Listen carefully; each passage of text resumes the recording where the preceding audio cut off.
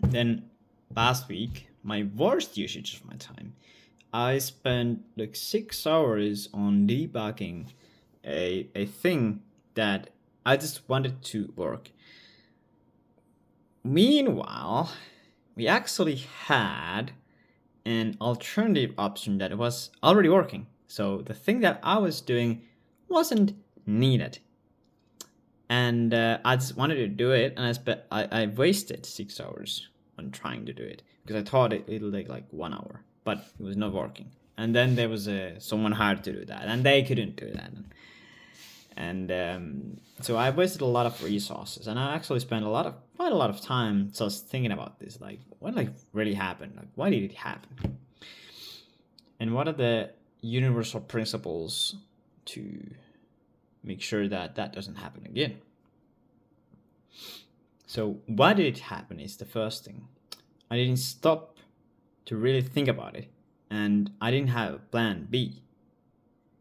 And I believe that debugging would be easy, and to be honest, I forgot that we already had an plan B, or like how to do it if that doesn't work.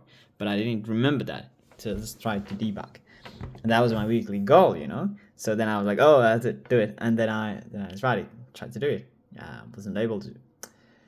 The lesson is always have a plan B and a clear threshold for it.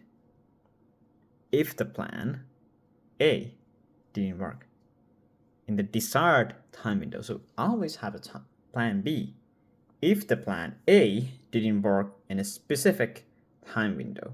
So then you execute the plan B that will get you the goal anyways.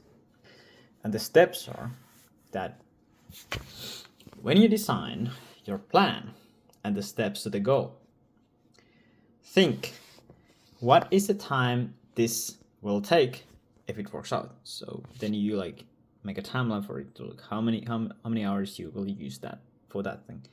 And you set the timeline for it, and then you define what are the symptoms that will tell me that the plan A is not working as I expected. Well, if the time is going over, or there's other major problems or something like that, and you have to write down the symptoms and the timeline threshold for that thing. When do you know that it will not work out? And then you want to specify the plan B that is triggered when the plan A threshold gets goes over. And the last step is make the plan B more specific on your judgment of the probability of it actually happening. So if the plan A is less probable to happen, but it's still the best option for it to be the plan A, right? Then the plan B, if it's less likely that the plan A will happen, then the plan B should be more refined. And the more likely the plan A will fail, the more refined should the plan B be.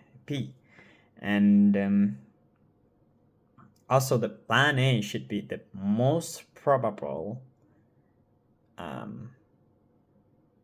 and the best option to get into the goal. The plan A should always be that.